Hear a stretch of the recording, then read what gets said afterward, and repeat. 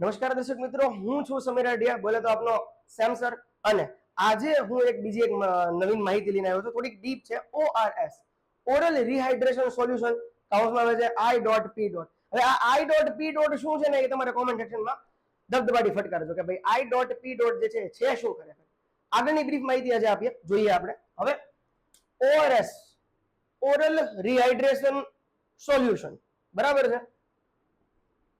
સૌથી પહેલા તો આપણે વાત કરીએ એના કોમ્પોઝિશન ની, બોલે તો કન્ટેન્ટ ની. અને કોમ્પોઝિશન પણ કહેવાય અને કન્ટેન્ટ પણ કહેવાય. આ કોમ્પોઝિશન ટોટલ જે છે ને એ 20.5, કેટલા ગ્રામ? 20.5 ગ્રામ્સ, 20.5 ગ્રામ જોવા મળે છે. પ્લસ બીજા નંબર હવે આપણે વાત કરીએ સોડિયમ ક્લોરાઇડ ની, તો એ જે છે એનું કન્ટેન્ટ 2.6 ગ્રામ જેટલું હોય છે. કેટલું? 2.6 ગ્રામ જેટલું હોય છે. હવે ડેક્સ્ટ્રોઝ એન્ડ હાઇડ્રોઝ, એનું જે સોલ્યુશન જે છે એમાં કેટલા ગ્રામ હોય?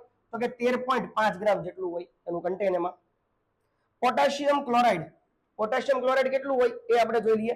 1.5 ગ્રામ હોય. કેટલું હોય? 1.5 ગ્રામ એનું કન્ટેન જોવા મળે છે. હવે સોડિયમ સાઇટ્રેટ ની વાત કરું તો એ જે સોડિયમ સાઇટ્રેટ જે છે એ ટોટલી 2.9 ગ્રામ જેટલું હોય. કેટલું હોય? 2.9 ગ્રામ જેટલું હોય છે. હવે આપણે જે વાત કરવાની જે છે એ જે છે એ કોન્સન્ટ્રેશન ની છે. ટોટલ કોન્સન્ટ્રેશન કેટલું હોય? તો કે 245 MOL મિલિઓસ્મોલારિટી પર લીટર. એ હવે આપણે જોઈએ કે કોન્સન્ટ્રેશન જે છે એ કેટલું હોય છે દર્શક મિત્રો. સોડિયમનું કોન્સન્ટ્રેશન 75 હોય, પોટેશિયમનું જે કોન્સન્ટ્રેશન જે છે એ 20 હોય, ક્લોરાઇડનું જે છે એ 65 હોય, અને ડેક્સ્ટ્રોઝ જે છે એ 75 હોય. એટલે બોસ તમે ટોટલ સરવાળો કરશો ને એટલે 245 આવી જશે. બરાબર. આટલું જે છે એ ટોટલ ઓસ્મોલારિટી, ORS ની ટોટલ ઓસ્મોલારિટી 245 હોય છે.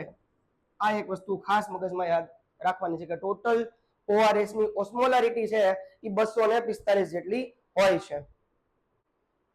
નમસ્કાર દર્શક મિત્રો, હું છું સમીર આડિયા, બોલે તો આપનો સેમ સર. અને આજે હું બીજી એક નવીન માહિતી લઈને આવ્યો છું, થોડીક ડીપ છે. ORS, ઓરલ રિહાઇડ્રેશન સોલ્યુશન, કાઉન્સમાં આવે છે I.P. હવે આ I.P. શું છે ને એ તમારે કોમેન્ટ સેક્શનમાં દબદબાટી ફટકારજો કે ભાઈ I.P. જે છે શું ખરેખર. આગળની બ્રીફ માહિતી આજે આપીએ, જોઈએ આપણે. હવે ORS, ઓરલ રિહાઇડ્રેશન સોલ્યુશન, બરાબર છે. સૌથી પહેલા તો આપણે વાત કરીએ એના કોમ્પોઝિશન ની, બોલે તો કન્ટેન્ટ ની. અને કોમ્પોઝિશન પણ કહેવાય અને કન્ટેન્ટ પણ કહેવાય. આ કોમ્પોઝિશન ટોટલ જે છે ને એ 20.5, કેટલા ગ્રામ? 20.5 ગ્રામ્સ, 20.5 ગ્રામ જોવા મળે છે. પ્લસ બીજા નંબર હવે આપણે વાત કરીએ સોડિયમ ક્લોરાઇડ ની, તો એ જે છે એનું કન્ટેન્ટ 2.6 ગ્રામ જેટલું હોય છે. કેટલું? 2.6 ગ્રામ જેટલું હોય છે. હવે ડેક્સ્ટ્રોઝ એન્ડ હાઇડ્રોઝ, એનું જે સોલ્યુશન જે છે એમાં કેટલા ગ્રામ હોય? તો કે 13.5 ગ્રામ જેટલું હોય એનું કન્ટેન. એમાં પોટેશિયમ ક્લોરાઇડ, પોટેશિયમ ક્લોરાઇડ કેટલું હોય એ આપણે જોઈ લઈએ. 1.5 ગ્રામ હોય. કેટલું હોય? 1.5 ગ્રામ એનું કન્ટેન જોવા મળે છે. હવે સોડિયમ સાઇટ્રેટ ની વાત કરું તો એ જે સોડિયમ સાઇટ્રેટ જે છે એ ટોટલી 2.9 ગ્રામ જેટલું હોય. કેટલું હોય? 2.9 ગ્રામ જેટલું હોય છે. હવે આપણે જે વાત કરવાની જે છે એ જે છે એ કોન્સન્ટ્રેશન ની છે. ટોટલ કોન્સન્ટ્રેશન કેટલું હોય? તો કે 245 MOL મિલિઓસ્મોલારિટી પર લીટર. એ હવે આપણે જોઈએ કે કોન્સન્ટ્રેશન જે છે એ કેટલું હોય છે દર્શક મિત્રો. સોડિયમનું કોન્સન્ટ્રેશન 75 હોય, પોટેશિયમનું જે કોન્સન્ટ્રેશન જે છે એ 20 હોય, ક્લોરાઇડનું જે છે એ 65 હોય, અને ડેક્સ્ટ્રોઝ જે છે એ 75 હોય. એટલે બોસ તમે ટોટલ સરવાળો કરશો ને એટલે 245 આવી જશે.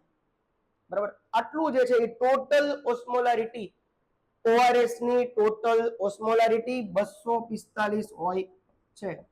આ એક વસ્તુ ખાસ મગજમાં યાદ રાખવાની છે કે ટોટલ ORS ની ઓસ્મોલારિટી છે એ 245 જેટલી હોય છે. હવે એમાં આપણે જે છે એ થોડુંક આગળ વધીએ તો આપણે જોઈએ કે ઓરલ રિહાઇડ્રેશન સોલ્યુશન જે છે એ 2 વર્ષના બાળકોને, 2 વર્ષથી 10 વર્ષના બાળકોને અને 10 વર્ષ કરતા ઉપરના બાળકોને એ કોન્સન્ટ્રેશન જે છે એ કેટલું પીવડાવવામાં આવે છે, કેટલું આપવામાં આવે છે, કેટલા ગ્લાસ આપવામાં આવે છે, કે પછી કેટલા ml આપવામાં આવે છે, એ હવે આપણે જોઈએ. હવે 2 વર્ષથી નાના બાળકો છે, જે 2 વર્ષથી જે નાના બાળકો હોય એને 50 થી 100 ml, માત્ર 50 થી 100 ml જ આપવાનું છે.